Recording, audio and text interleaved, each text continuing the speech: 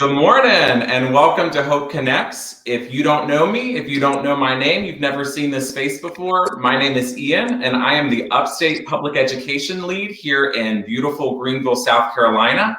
If you don't know where you are or what you're watching, you are watching We Are Sharing Hope South Carolina's Hope Connect. That is our chance to talk about all the beautiful stories of hope here in South Carolina and to talk about everything related to organ, eye, and tissue donation.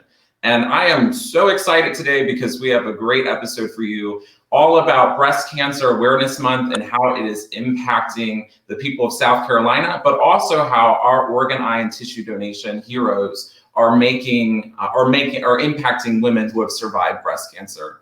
And I am joined by two very special guests, Denise and Amy. Amy is a living kidney recipient and Denise is her living donor. And so we're going to hear a lot about their story. One of my privileges as a public education coordinator is to hear so many beautiful stories of hope here in South Carolina. People whose lives are being radically changed and healed and saved by the gift of organ, eye, and tissue donation. But of all the stories that I've heard, Amy and Denise's story has a very special place in my heart. And I think it will have a special place in yours as well. It's a story of deep pain and struggle, but also of hope and friendship and faith. And ultimately, it's a story of new life and victory. So we're just going to give kind of a little bit of a minute for people to log on so they can hear this great story. But while we're waiting, why don't Amy and Denise, why don't y'all go ahead and just introduce yourself? Where are you from? What do you do? What are you passionate about? And Amy, why don't you start us off?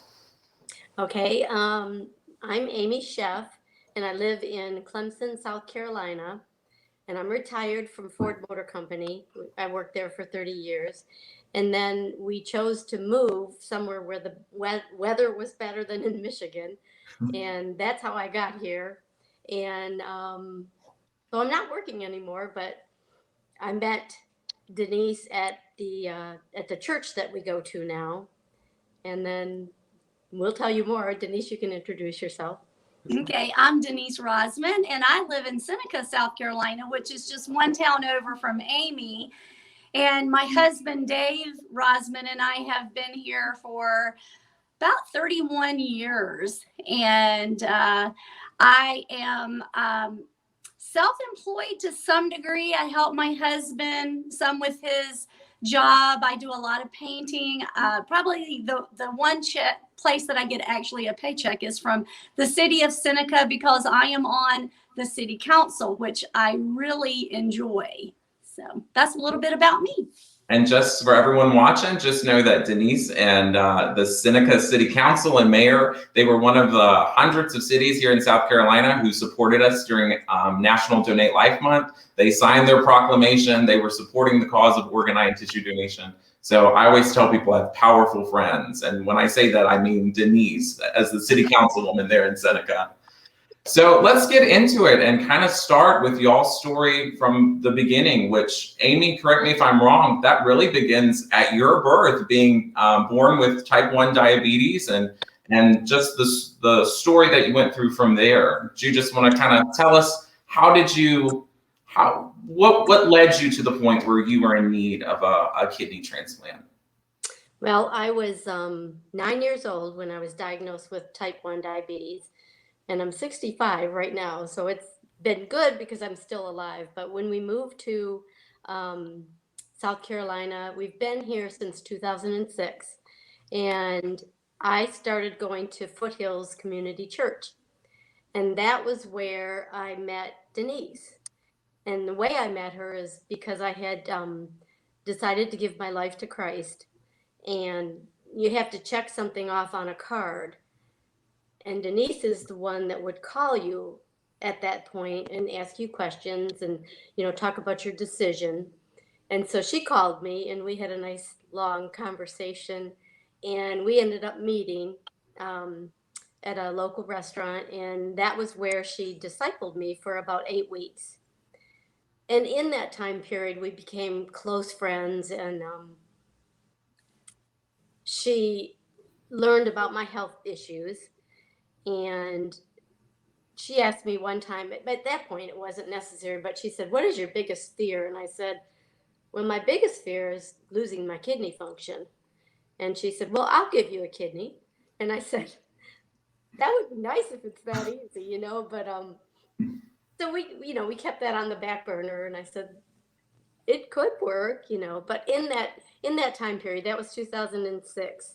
So we were in Bible studies together and just friends all the way till 2014. At that time, that's when I was diagnosed with aggressive stage 3C breast cancer. And I remember the Bible study, they prayed over me and everything, but I think that the doctors weren't sure because it was so aggressive.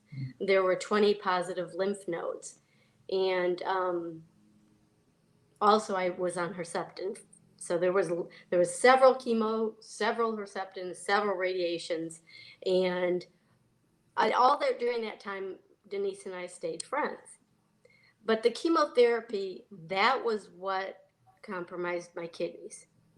So little by little, not long after I recovered, my kidney, they started to fail. And then they did fail, and I had to go on dialysis, and that was awful. That was terrible. But she said, well, I'm going to give you a kidney. She was still bound and determined she was giving me a kidney.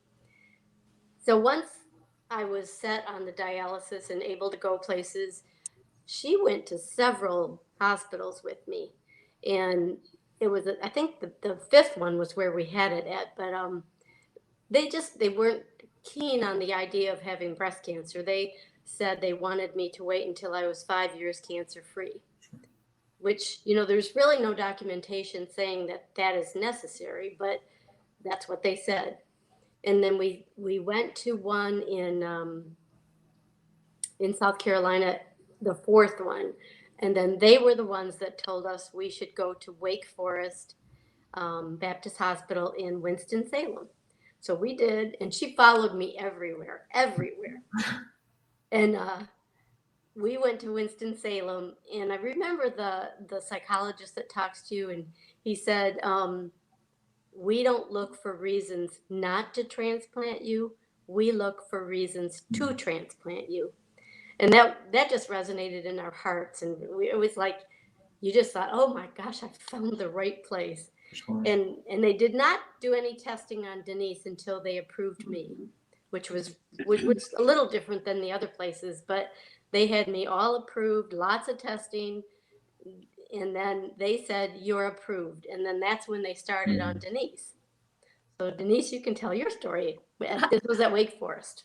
Well, the very first place we went to tested me initially, Amy, remember, because I remember my husband and I had done a flip house, and I was sitting in the kitchen painting, and I got the call from that hospital. Yes. And they said, we've got your results back. So I remember putting my paintbrush down and going sitting out on the front step, and they said, you're a perfect match. And I just remember crying because it was just great news. And you brought balloons over, remember? What? She showed up in my house with balloons. Oh, yes, that's right. And so we knew early on that I was a match as far as the donation goes. So even though Wake Forest didn't test me until they had completely cleared Amy, which I felt like was a really good idea, and I wish all hospitals followed that format, we knew that as long as everything in my body had kind of stayed the same, that things would be a go. And so I went in December and got all my testing done, and everything looked great. And then all of a sudden it came back that my hemoglobin was low. And I'm very familiar with hemoglobins just because we have 3 daughters, and our middle daughter has angiodysplasia. And so since she's 28 years old, and from 6 years old, I've had to really educate myself about, CBCs and hemoglobins. And so I'm like, my hemoglobin has never been low. And so I talked with some of my friends, and they're like, you know what? God's got a plan and a purpose. And for some reason, you're just not supposed to have this transplant in January, like you were thinking. And so they gave me iron, and I did some things to get my hemoglobin up, which obviously went up. And so we got the news that I was clear for takeoff, and we were able to do the kidney transplant on March the 16th, 2020. So. Just so our audience knows what an incredible story this is, backing up to where y'all first met. So Amy fills out that card, and Denise, you were kind of the coordinator of the church, but it really wasn't your job to meet with her. Normally you would pass that off to someone else. But as I remember in previous conversations, you said, you know, there was just something about Amy. I felt like I needed to be the one to do that. Can you talk a little bit about what was that feeling? And then leading up to a conversation that most people don't have, which is, I'm going to give you a kidney, someone I've only known for a few weeks, and then coming to a perfect match. It just seemed like everything fell in place. Yeah. Can you speak to that a little bit, Denise? I can. So our church was a little smaller at the time, and like now, if someone does that, a staff member contacts them. But at the time, I was just a volunteer, and typically I would just call and give people the next steps. But with Amy, I don't know, there was something about her, and she just, when I asked her the question, you know, how sure are you, Amy, if you were to die tonight that you'd go to heaven? And she's like, you know, I don't know. And for some reason, I wanted more than anything just to help her understand what it really meant to have a relationship with Jesus Christ, and you know, how a person gets to heaven. So we met the next day at a local restaurant, and I was able to lead Amy into the knowledge of really what that meant. And she had a 100% assurance, because, you know, that's the goal, is to not wonder, okay, you know, when I die and stand before God, am I gonna, you know, get into heaven? What does it take? And it's just a personal relationship with Jesus Christ. And so I realized that I had a job to help her to grow and understand, because she didn't have a church background like I had growing up. I was so grateful to my parents that they had taken me to church and had given me that foundation. So for the next 8 weeks, I had an opportunity to just spend time with Amy and help her understand the importance of the Bible and prayer and just living a life in a sense that would be more in line with what the Bible says. And so as Amy and I began to talk, and she said that her greatest fear was renal failure. You know, to me, I don't know, Ian, when I was 15 years old and I got my driver's license for the first time, and it had that little spot, do you want to be an organ donor? I'm like, well, yeah. I mean, why in the world? It's like you've never seen a U-Haul behind a hearse. You're not taking your organs with you. Why in the world wouldn't someone be an organ donor? I just think I love that. Denise, that's my new slogan for a shirt. You've never seen a U-Haul behind a hearse. I love that. Well, so that's true. So, you know, back when I was 15 years old, I had said I wanted to be an organ donor. So when Amy said her greatest fear was renal failure, I thought, well, I never thought about giving an organ, but like here on earth, but you know, if it's meant to be, it'll be. And I feel like God sort of put that idea in my head at that moment, because I did tell Amy, if it comes to it, you know, I'm going to put my name in the hat. So when it came to it, there were several people who put their name in their hats. Amy's sister, Bobby, had really wanted to be Amy's match, but she wasn't a match. And then I think there were several other people who had initially said they wanted to try, and a couple backed out, and one medically couldn't be a donor. So then it came down to me, and, you know, of course, I was the perfect match for her. So I just feel there's a verse in the Bible that says, I know the plans that I have for you, declares the Lord, plans to prosper you and not to harm you, plans to give you a hope and a future. And I just felt like, you know, God had a purpose and a reason for bringing Amy and I together so many years ago, he had put in my heart the importance of organ donation. And I'm just honored that I was able to be a part of Amy's story on so many levels. I know that you have both talked about faith and what an important role that has played, in this whole story. I think especially Amy, because you talked about that aggressive breast cancer and then beating it. And most people, are celebrating in the streets. It's a great victory. But for you, it was laced with that sadness because you went into dialysis and kidney failure. How has faith and your relationship together, that friendship, how has that sustained you, Amy? And what was it like going from a victory into another battle? I don't want to cry, but beating breast cancer was tremendous, because I don't even think my oncologist thought that I would beat it because it was so far along. But then they sent me to get a PET scan, which was the last straw to see if there was any more cancer, and it came back fine. And he called me that morning and said, "Get in here, we're starting chemotherapy." So we did, and we did the strongest chemotherapy there is ever. And then there was another one, and then there was Herceptin, and then there was radiology to radiation, several treatments.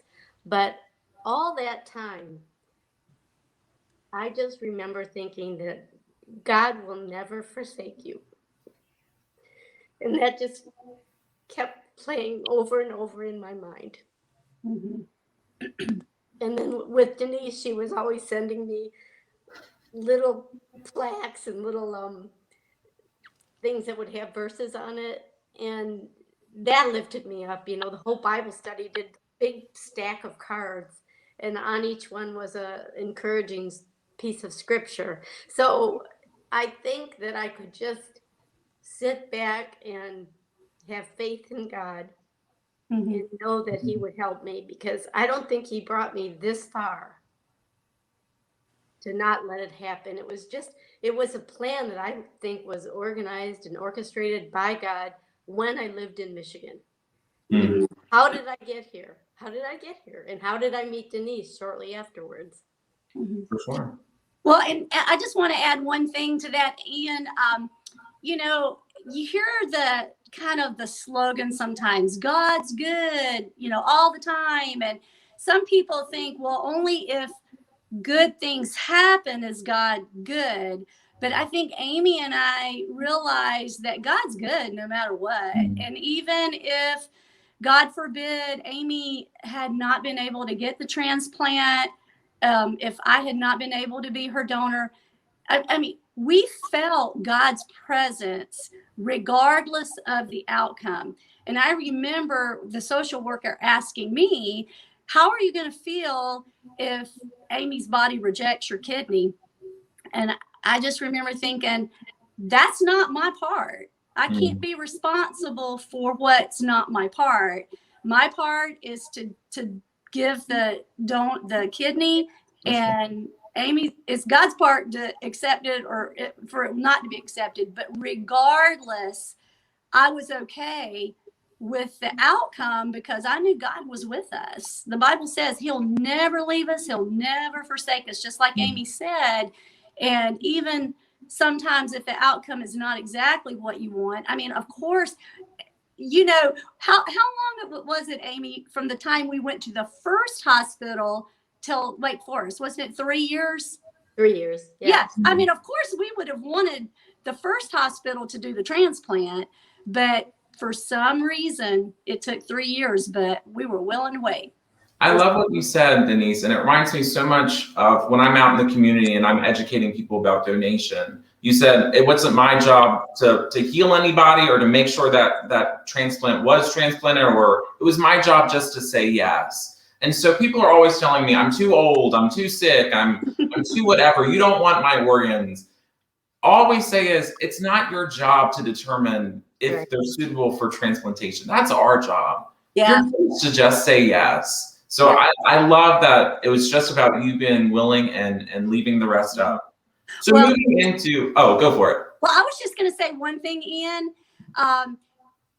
every hospital we went to stressed, we will not take your organ if it is not in your best interest. So, saying yes doesn't mean that you're going to be able to even give an organ. So I just kind of wanted to say that, Ian, if you didn't mind. Thanks. I think moving into the dialysis part. So Amy, you beat breast cancer, you go through all this radiation, you move into dialysis. And last time I talked with you, I wrote down this quote from you, Amy, and you said you didn't want to get emotional. I've gotten emotional reading this quote because it's so powerful, and I think it speaks so directly to your story. So I'm going to read it, and y'all just tell me your thoughts.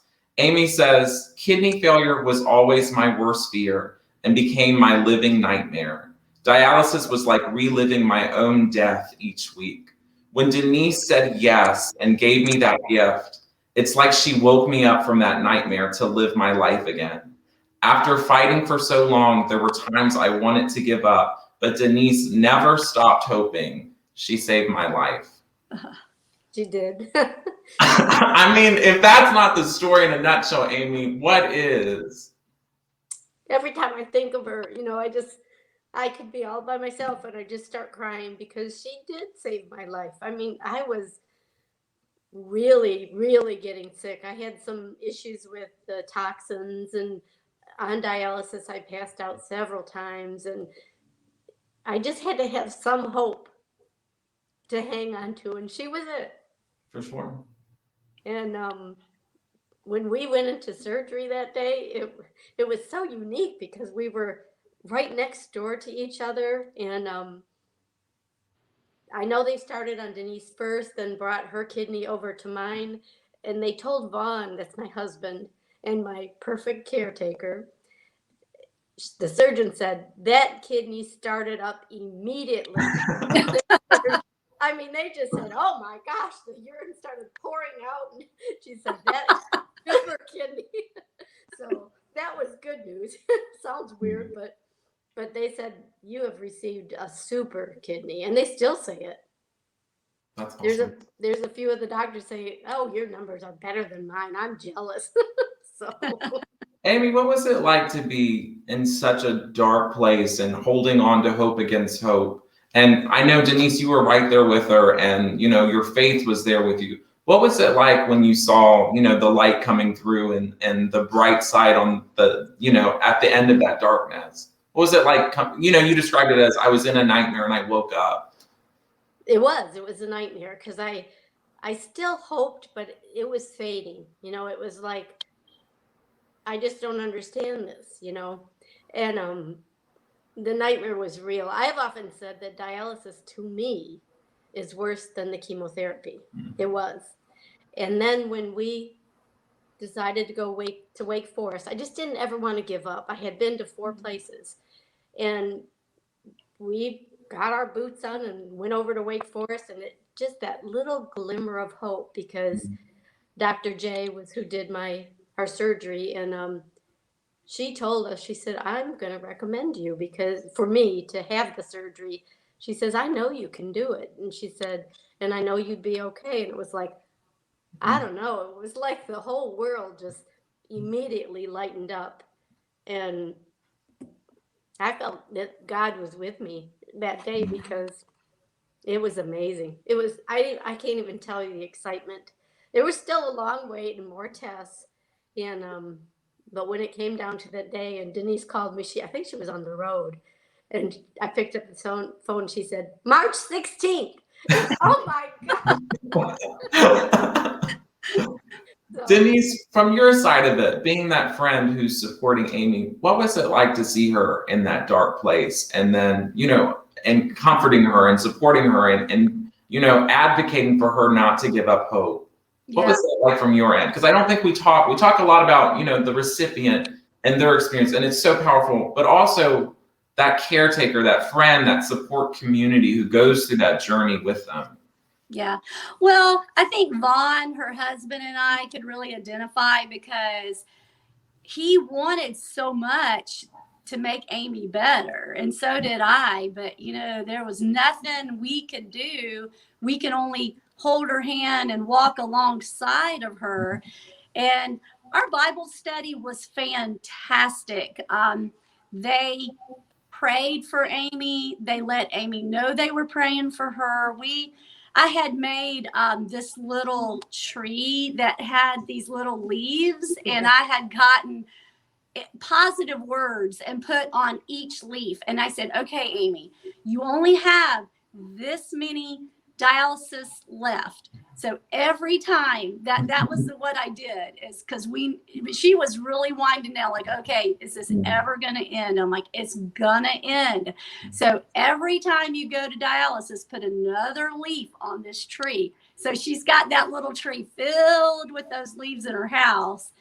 So, I mean, it was just that was all we could do, Ian, was just walk with her. You know, sometimes there's a verse in the Bible in Job, and Job's friends weren't very good in the end, middle and end. But at the beginning, it said they just sat with him and no one said a word because they saw how deep his grief was.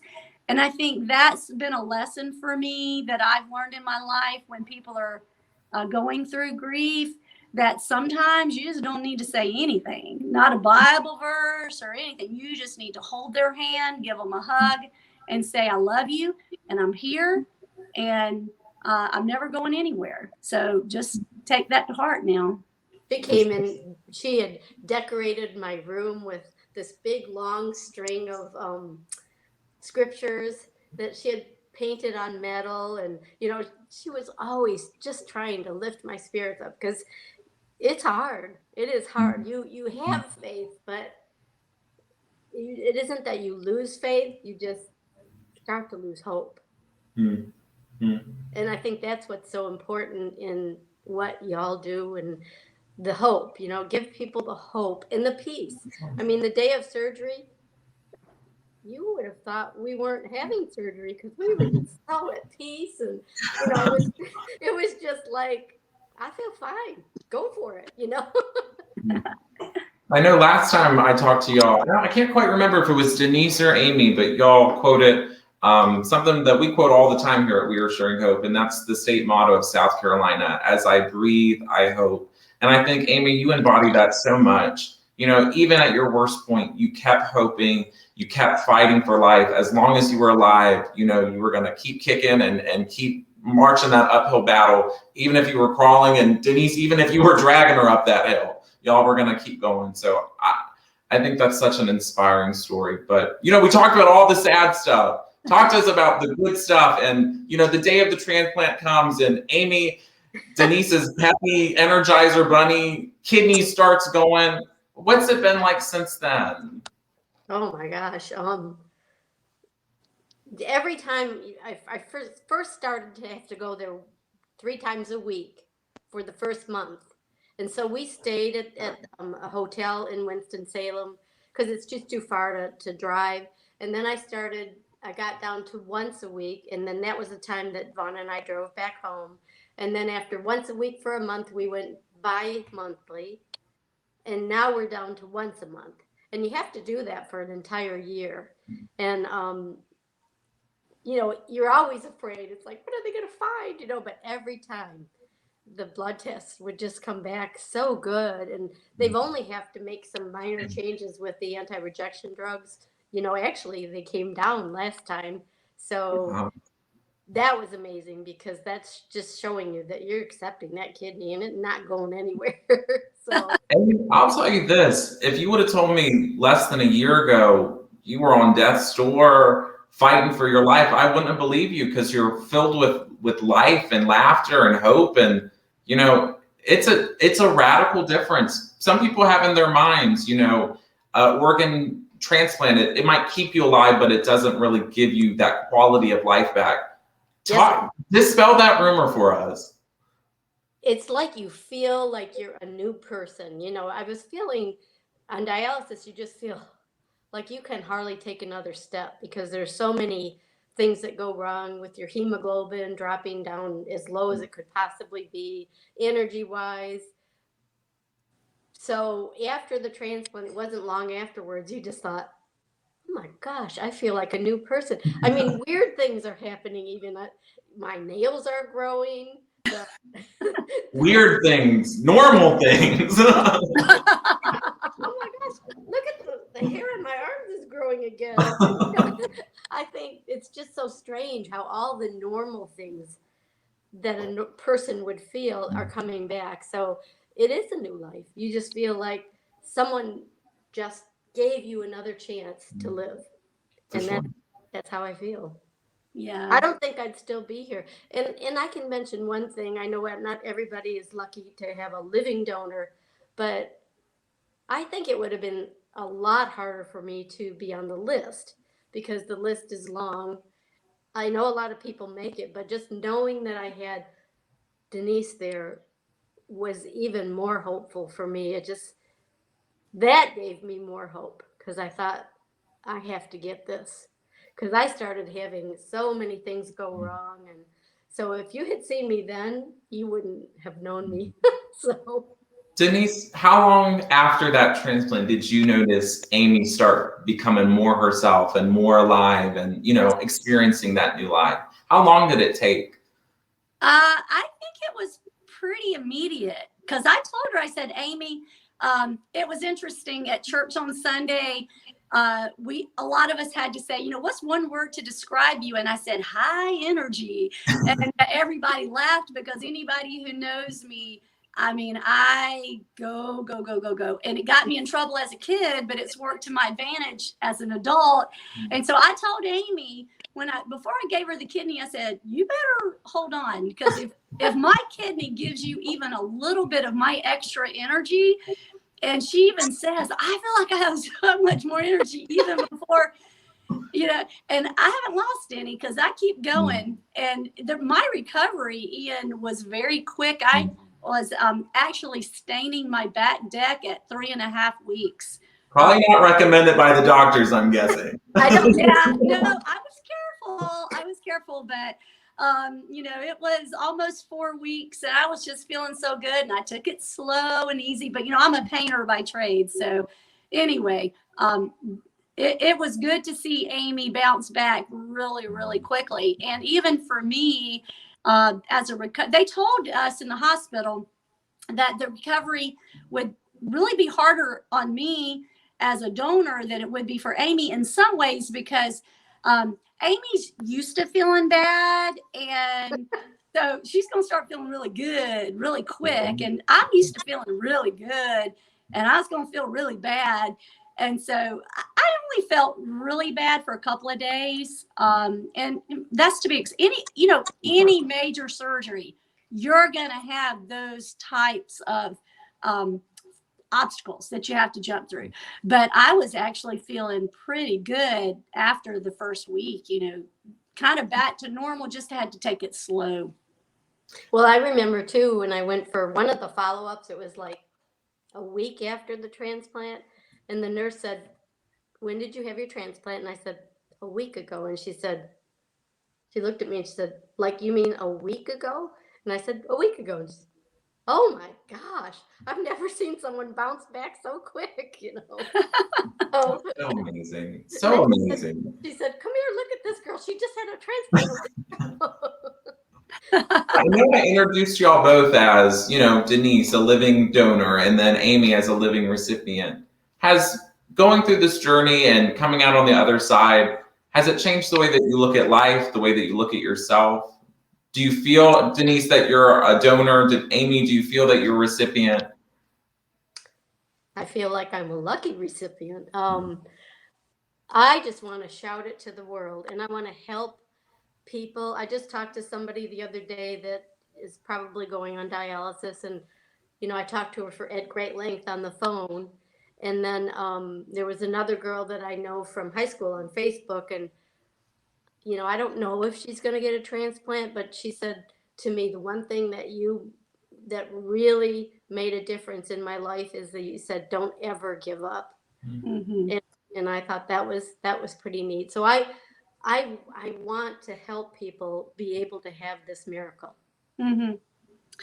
Yeah. And I think for me, Ian, is that everybody wants purpose in their life, and they want their life to have meaning and purpose. And when you get to the end of your life, sometimes you and I'm going to be 58, my birthday. So the older I get, it's like, I want my life to count for something. And there's a lot that I'm proud of. I've had 3 daughters who are very successful in life and healthy, and a wonderful husband. And I love my life. I love the area that I live in, my neighbors, my church. But I'll tell you, when you are an organ donor and you think about that, a gift that I gave helped save a life. I mean, it's kind of hard to comprehend, but I just feel like that's definitely part of my life story now, is that I have given purpose to Amy and helped her have kind of a second go of it. And anyway, I'm just thankful that I was able to be a part of it. Denise, we talk a lot about, here we are sharing hope about our donor heroes, our people in South Carolina who are giving people, a gift of life, like you said, and changing their lives, saving their lives, improving their lives. But we don't often talk about, or people don't think about, our living donors. Denise, you are just as much a donor hero as anyone. So like you said, you have given the gift of life, and what a beautiful story it's turned out to. And it's not even over. Everything from this point on, all those moments with your children, all those moments advocating for, more people to go through this process and to give that gift. The story's still being written, and I just think that's so beautiful. So as we're wrapping up, any final thoughts from y'all? Well, I always say that I could never, ever be more grateful to God for orchestrating this, or never more grateful to Denise. And she knows that. And I feel like I would lay down my life for her, because she did that for me. Well, I just think the only thing that I would say is that we serve a big God who loves us and cares for us and is there for us. And I just think, what a neat story of how God brought Amy and I together. And he knew, and I can just, it'll be interesting when I get to heaven to just say, was that just the coolest thing ever? He brought Amy and I together. He's like, yep, I knew it from the beginning. And so I just think that there's stories like this that are yet to be written in people's lives. And I know that this is all an organ donation. And I just want to encourage anybody who's out there thinking that they want to make a difference. Boy, you will never know the difference that you can make in someone's life. And the only other thing I think I'd like to add is, one of the times I had been to Wake Forest, I came home and there was a letter in my mailbox, and it was addressed to me, but it did not have a return address. And it said on the inside, it was a little card, and it said, I just want you to know your story in the newspaper about you donating that kidney to Amy encouraged me. And I am going to MUSC, which is the Medical University of South Carolina. I'm going to go get tested and see if I can be an organ donor. And I'm like, that's awesome. And I wish I knew who this was. And so I wrote a letter addressed to the P.O. box, took it to the post office, and I said, can you just put this in the box? I have no idea who it is. They're like, sure. Only in a small town could you do that. So I just said, I'm so proud of you. Please keep me updated on your journey. So it was about maybe a month or two later. I think I had just gotten back from the transplant. There was another letter from that P.O. box, and it said, I've been cleared for takeoff. Oh, so I don't know. I don't know who they are. They know who they are. But I just hope that somebody who's listening to our voice would get the call and on their heart and their life, and realize that that's something small that they can do. And, people would say to me, Ian, aren't you worried about like your own kidney? You only have one now. So what if that one goes out? And I said, you know what? I have never lived my life on the what ifs. And so I'm not going to start now. And I sure don't want to get to 92 and be on my deathbed and go, well, I had both my kidneys work the whole time, and I guess I could have given one to Amy. So I just decided I had this opportunity. I wanted to take it. I'm thankful. I'm blessed, and it's a good thing. Awesome. And one of my favorite pictures that I have of y'all is y'all both holding on to that little plaque, and it's the Bible verse. Perhaps this is the moment for which I was made. And I think you guys embody that story so well. So for everyone watching, be like Amy and Denise, find that meaning, register today. You can register online at donatelifesouthcarolina.org. You can register at any DMV office, and you can register on your iPhone health app. Register to be an organ, eye, and tissue donor. You can save 8 lives and improve the lives of more than 125 people. And in bonus to that, give 2 people back their gift of sight. So ladies, thank y'all so much for being here today. Thank you for, not just advocating today, but I know that you advocate for the cause and for hope and for people waiting every day. Y'all are absolutely wonderful. Thank you, Ian, for having us. Yes. Thank you all for joining, and tune in next week for our next Hope Connect. I will see y'all soon. Bye-bye. Bye.